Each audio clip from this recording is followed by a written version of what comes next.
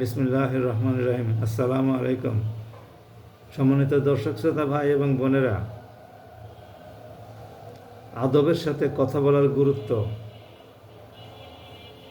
এবং সংযম প্রদর্শনের নির্দেশ সম্বলিত একটি হাদিস শুনুন।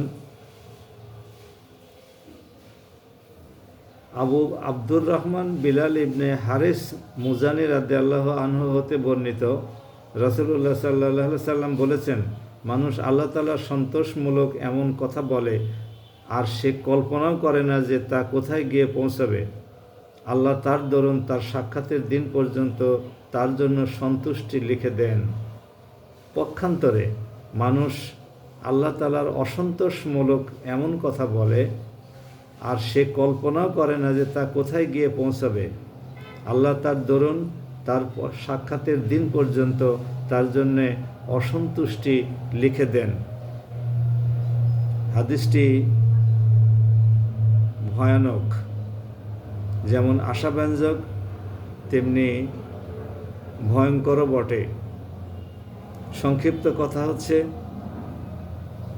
মানুষ অনেক সময় অনেক কথা বলে, কিন্তু এর পরিণাম কি হবে, তার জন্য কল্যাণকর হবে নাকি অকল্যাণকর হবে, তাকে লোকে ভালো বলবে না খারাপ বলবে, এ সমস্ত পূর্বপর না ভেবেই সে বলে।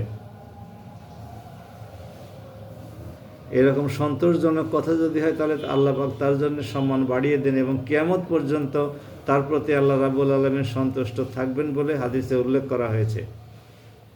পক্ষান্তরে আল্লাহ পাক অসন্তুষ্ট হন এরকম কথাবার্তা যদি কেউ বলে এবং বলার সময় এই কথা না ভেবেই বলে যে এর পরিণাম কি হবে, তাহলে পরে আল্লাহ রাব্বুল আলামিন কিয়ামত পর্যন্ত তার প্রতি অসন্তুষ্ট থাকার কথা এই হাদিসে উল্লেখিত হয়েছে।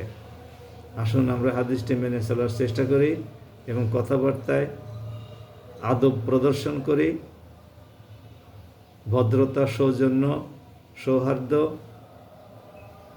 শ্লীলতা, সুখশ্রাব্যতা নিশ্চিত করি। দয়াময় আল্লাহ আমাদেরকে তৌফিক দান করুন। সবাই ভালো থাকুন। আসসালামু আলাইকুম ওয়া রাহমাতুল্লাহ।